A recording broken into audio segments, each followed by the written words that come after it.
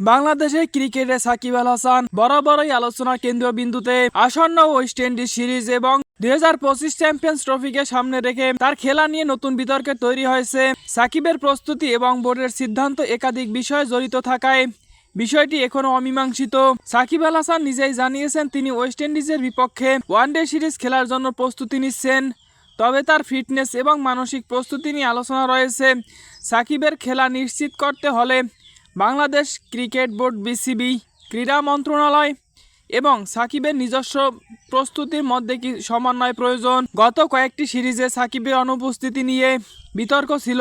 মিরপুরে দক্ষিণ আফ্রিকার বিপক্ষে টেস্ট এবং আফগানিস্তানের বিপক্ষে ওয়ানডে সিরিজে তিনি সময় চেয়েছিলেন, যদিও সাকিব তখন খেলতে পারেননি। তবে এবার ওয়েস্ট ইন্ডিজ সিরিজে তার খেলার সম্ভাবনা 90% বেশি বলে ধারণা করা হচ্ছে।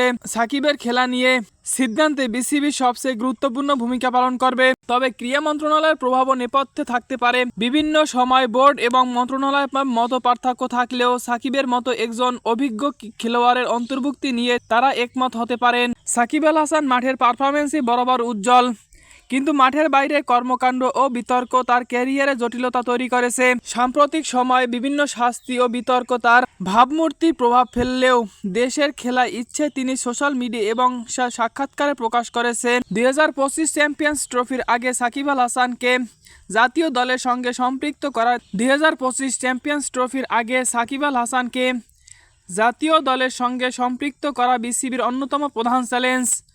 ওয়ানডে ফরম্যাটে বাংলাদেশের অন্যতম সেরা পারফর্মার হিসেবে তার উপস্থিতি দলের সাফল্যের জন্য অত্যন্ত গুরুত্বপূর্ণ।